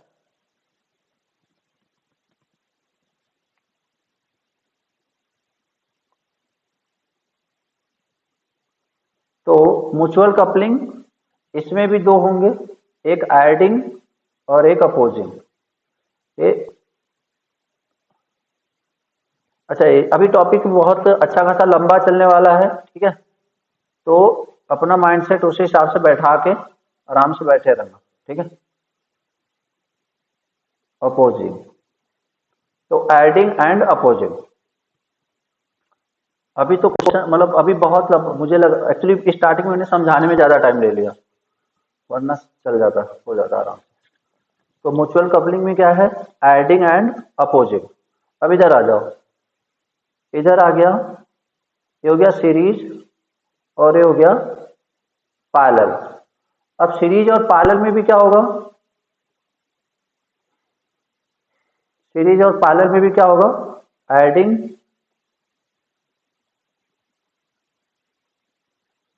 और सब्ट्रैक्टिंग। ये सारी चीजें आप पढ़ चुके हो, बस इस पे क्वेश्चन लगाना है। ये मैं अभी मैं प्रूफ कर दूंगा कि आप ये सब पढ़ चुके हो। सीरीज में एडिंग सब्ट्रैक्टिंग, पैरेलल में भी एडिंग एंड सब्ट्रैक्टिंग, ठीक है, या फिर अपोजिंग, जो भी बोल लो, अपोजिंग सब्ट्रैक्टिंग, ठीक है। तो देख, फिर से देख लो, जो टाइप्स ऑफ कपलिंग क्या होता है? एक इलेक्ट्रिकल कपलिंग, एक म्यूचुअल कपलिंग। इलेक्ट्रिकल कपलिंग में सीरीज भी हो सकता है, पैरेलल भी हो सकता है, एडिंग। अब देखो मैं यहाँ पे बता देता हूँ, तुम्हें सारी चीजें क्लियर हो जाएंगी। चलो इसका एग्जांपल लेते हैं। ये क्या था? सीरीज और एडिंग। ध्यान से देखते जाना, सीरीज और एडिंग। ये सीरीज भी है और एडिंग भी, क्या सबको क्लियर है? ये सीरीज भी है और एडिंग भी है, क्या सबको क्लियर है? चलो, अगर ये डॉट उठा के यहां कर दिए तो ये वाला देख, सेकेंड वाला केस हो गया, सीरीज एंड सब्ट्रैक्टिंग। क्लियर? चलो नेक्स्ट, पैरेलल। पैरेलल आ जाओ। पैरेलल में क्या हो गया? ए आपका दो पैरेलल में है, मान लो करंट इधर से आ रहा है, तो ए कौन सा केस है? थर्ड केस या फोर्थ केस? थर्ड केस या फोर्थ केस?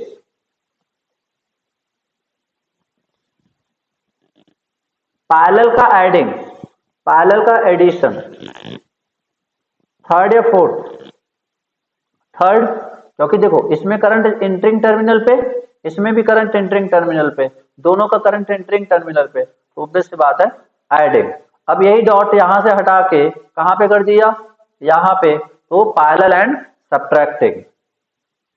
क्लियर? इधर आ जाओ, मैग्नेटिक कपलिंग।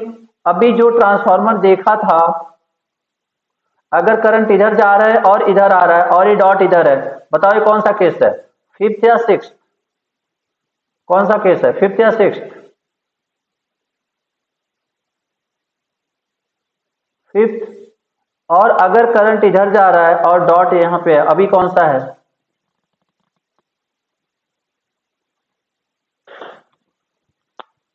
तो बोलो, पढ़ लिया था कि नहीं पढ़ लिया था?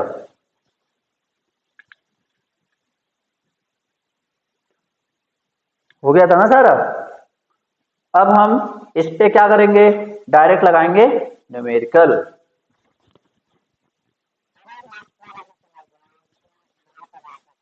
ए लिविंग है और ए इंटरिंग है, तो क्या होगा? अपोजिंग। तो यार एरो बाहर की तरफ है तो ए लिविंग, इसके लिए ए इंटरिंग, यहाँ को डबल, ए आपका इंटरिंग है और ये आपका लिविंग है, तो अपोजिट हुआ कि नहीं? अपोजिट हुआ ना, लिविंग और इंटरिंग दोनों। और यहाँ पे क्या था? ए इंटरिंग था और ए भी इंटरिंग था। That's it. Okay, next. अब क्वेश्चन कैसे सॉल्व करना है वो देखते हैं। क्वेश्चन कैसे सॉल्व करना है वो देखते हैं, ठीक है? ओके, तो द फर्स्ट क्वेश्चन किसका लें? सीरीज का एडिंग केस लेते हैं। सीरीज का एडिंग केस लेते हैं।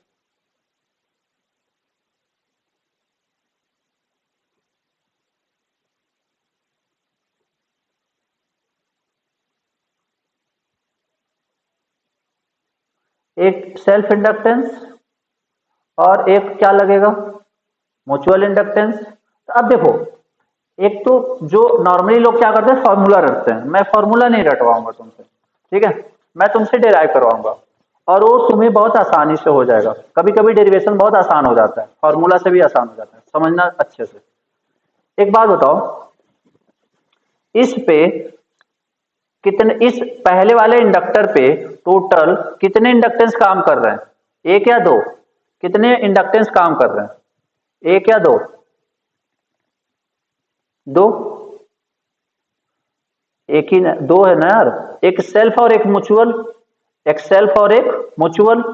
तो सेल्फ कितना है, मतलब ऐसे समझ लो कि what is the total, what is the total, मतलब L1T, ऐसे ले लेता हूं, L1T, L1T या L1 इक्विवेलेंट, L1 इक्विवेलेंट। अच्छा एक बात बताना, अगर ये म्यूचुअल ना होता, थोड़ी देर के लिए भूल जाओ म्यूचुअल है, तब इसका इक्विवेलेंट बोलो, तब इसका इक्विवेलेंट बोलो। सीरीज में है L1 प्लस L2, कोई दिक्कत? अगर म्यूचुअल ना होता तो रेजिस्टेंस की तरह ऐड होता है, तो जैसा रेजिस्टेंस वैसा इंडक्टेंस, सीरीज, डन। अभी है, अभी है, तो L1 इक्विवेलेंट कितना हो जाएगा? देखो, पहले तो L1 तो लिख लिया। अब बताओ, ये म्यूचुअल जो फ्लक्स लग रहा है अपोज कर रहा है, सपोर्ट कर रहा है? अपोज कर रहा है या सपोर्ट कर रहा है? सपोर्ट कर रहा है, तो सपोर्ट करेगा तो क्या लिखना है? Plus M. क्या बात क्लियर है? अगर अपोज कर रहा है तो माइनस एम, सपोर्ट कर रहा है तो प्लस एम, दैट्स इट। ये क्या आ गया? L1 equivalent, L1 equivalent. चलो, एक अभी यहां पे L2 इक्विवेलेंट बता दो जल्दी, L2 इक्विवेलेंट बता दो। L2 प्लस क्या लिखूं? L2 प्लस क्या लिखूं? M, L2 plus M। अब तुम टोटल निकाल लो, L इक्विवेलेंट क्या हो जाएगा? L1 equivalent plus L2 equivalent. अब देखो, L1 plus M plus L2 plus M, तो आपका जो फॉर्मूला अगर आपने गलती से कभी रटा हो तो यही रटते हो ना, L1 plus L2 plus 2M। क्या बात क्लियर है?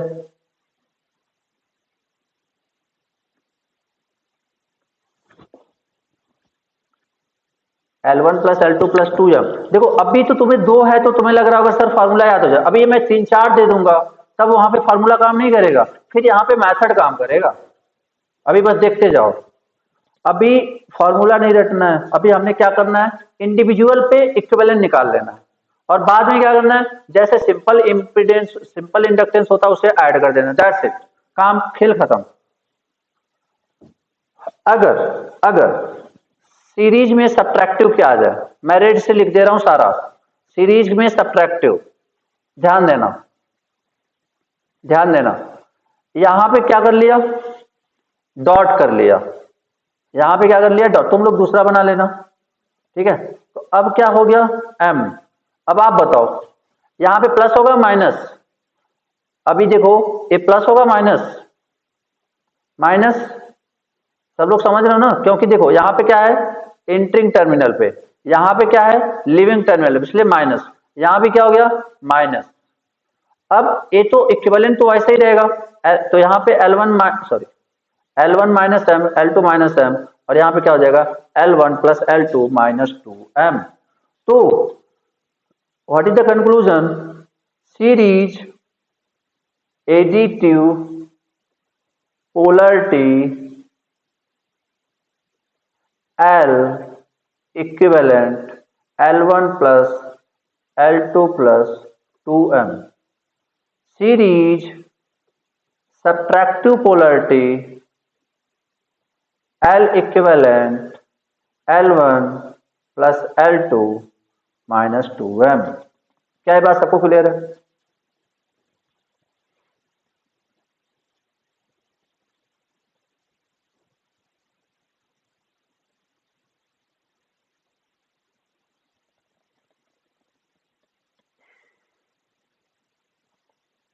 डन।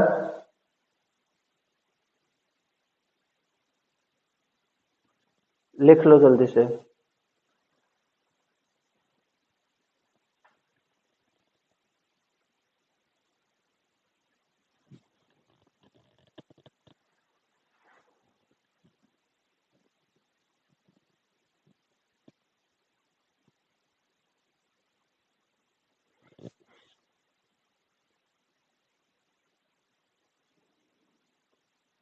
अब parallel adding and parallel subtractive का देखते हैं।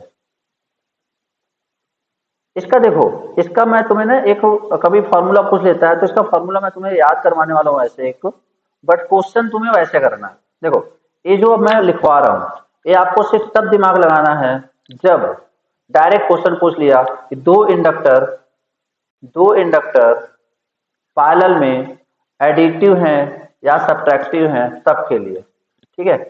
क्योंकि इसका जो डेरिवेशन है वो आप सिंपल तरीके से नहीं कर सकते, वो थोड़ा सा कॉम्प्लिकेटेड हो जाता है, उसमें 1.5 पेज चले जाएंगे, बट आपको रिजल्ट याद रखना है, इसलिए मैं डायरेक्ट रिजल्ट आपको बता रहा हूँ, ठीक है।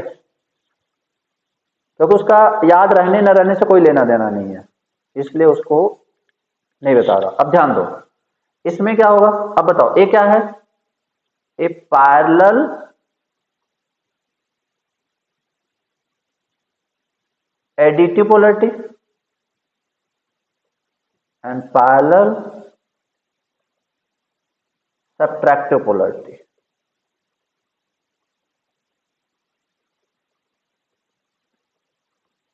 Parallel additive polarity, parallel subtractive polarity. अब देखो याद कैसे करना, ध्यान देना, L इक्विवेलेंट और इसका भी L इक्विवेलेंट,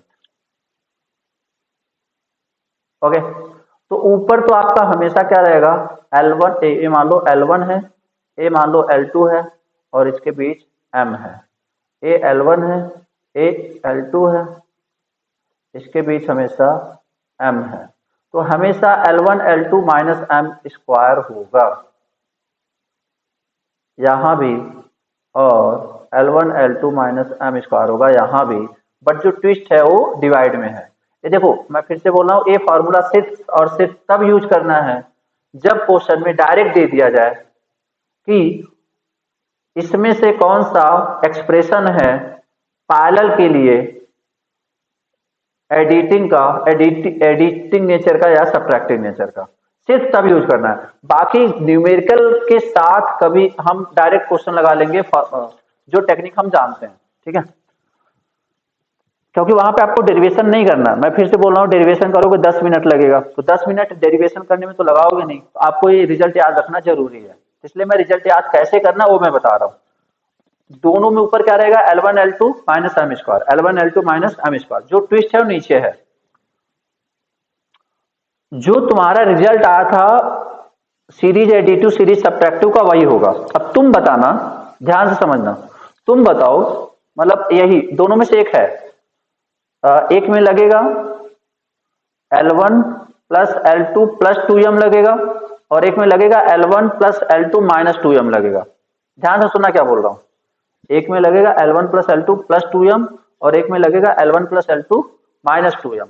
अब देखो, अब एडिटिव मतलब ज्यादा आना चाहिए, सॉरी हाँ, ये वैल्यू ज्यादा आनी चाहिए, एडिटिव मतलब बेसिकली ज्यादा आना चाहिए। अब बताओ ये वैल्यू ज्यादा कब आएगी? जब इक्वेशन नंबर 1 रखोगे या इक्वेशन नंबर 2 रखोगे, नीचे कौन सी वैल्यू रखोगे तो वैल्यू ज्यादा आएगी? Equation number 2। तो बस, तो L1 plus L2 minus 2m। मैं याद करने का तरीका बता रहा हूं, ठीक है? ये बातें तुम्हारे दिमाग में रहेंगी लॉन्ग टर्म के लिए, समझो जरा, ठीक है? अब इधर आ जाओ। तुम्हें अपोजिंग का मतलब तुम्हें पता है कि ये क्या रहेगा? वैल्यू कम आ रही है, तो कम आएगी मतलब कौन सा रखना है? जो ज्यादा होगा। तो L1 plus L2 plus 2m। क्या याद हो गया? पैरेलल का क्या याद हो गया एक्सप्रेशन? यार दिख जाएगा ना तुम्हें, एक्सप्रेशन ऑप्शन में रहेंगे बेसिकली, बस तुम्हें उसमें से ना चीजें एलिमिनेट करनी पड़ेंगी। L1 L2 minus M square, L1 plus L2 minus 2m, L1 plus L2 plus 2m।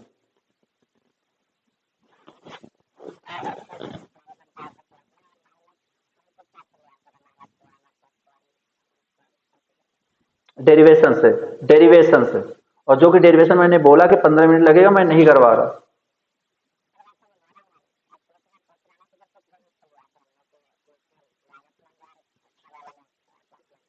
Okay, देखो,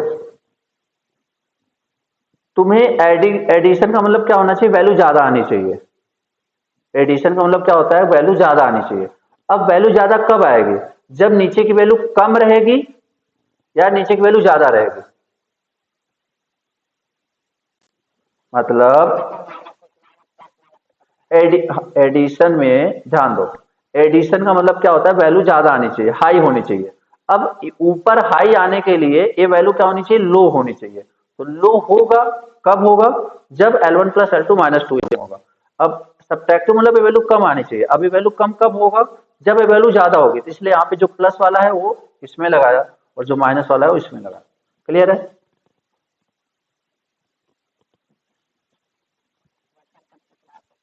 ओके, तो इस तरीके से आपको याद करना है। अब हम बढ़ते हैं क्वेश्चन की तरफ।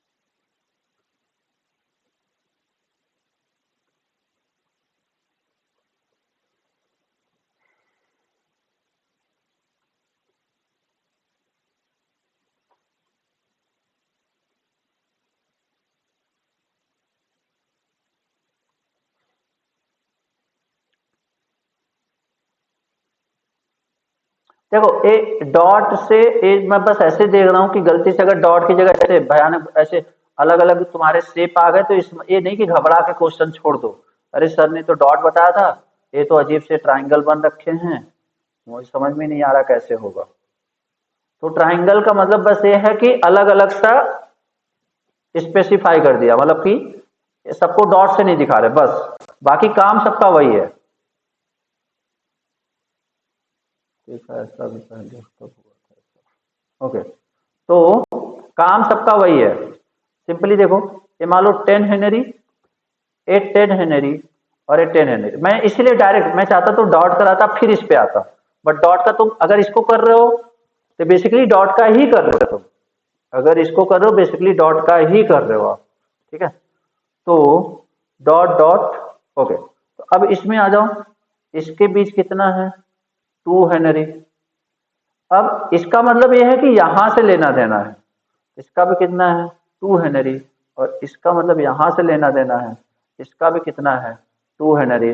अब जल्दी से मुझे एल इक्विवेलेंट की वैल्यू बता दो सब लोग, जल्दी देखते सबसे फास्ट कौन बताता है। समझ जाओ डॉट ही है, कुछ एक्स्ट्रा नहीं है।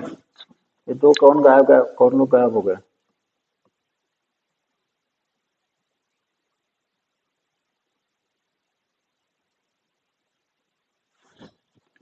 दो कौन गायब हुआ है? अच्छा, अमित चला गया। और कौन?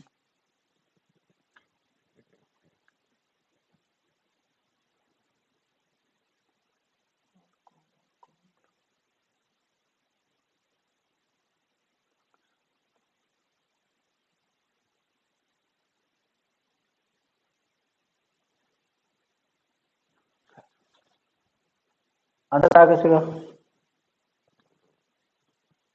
32 गलत आंसर।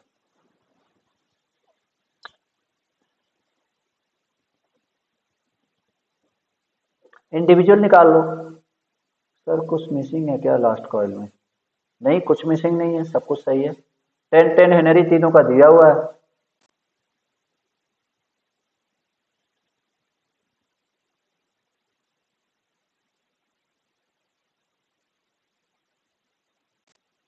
हाँ अभी सही है नारायण।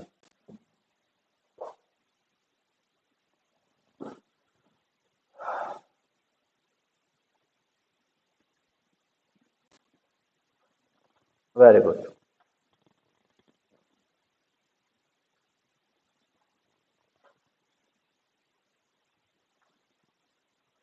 ये सब कर लोगे जो तुम्हारे एग्जाम में आता है तो बहुत फर्जी आते हैं, वो तो बहुत इजीली कर लोगे।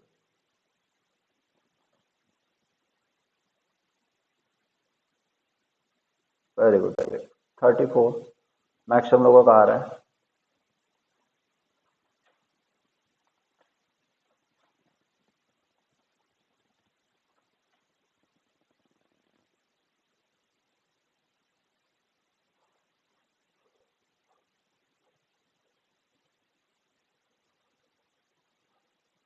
हो जाएगा यार, आराम से हो जाएगा। मुझे लग रहा था ज्यादा 11:30 से ज्यादा जाएगा, और बहुत इजीली हो जाएगा क्वेश्चन के साथ।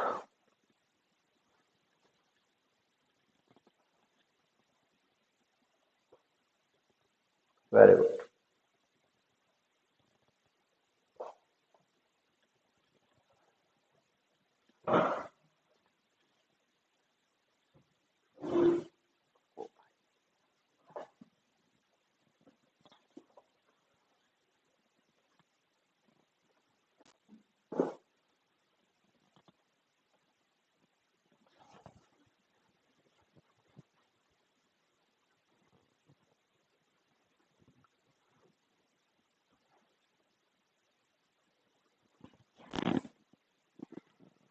चलो ध्यान दो, जिसका नहीं हुआ देखो, सब पे इंडिविजुअल निकाल लो। सब पे अच्छा, पहले तुम बताओ, पहले पे कितने की वजह से इंडक्टेंस आएगा? एक, दो या तीन? पहले पे कितने की वजह से आएगा?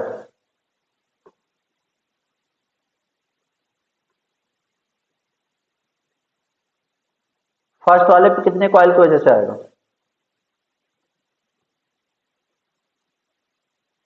एक तो सेल्फ,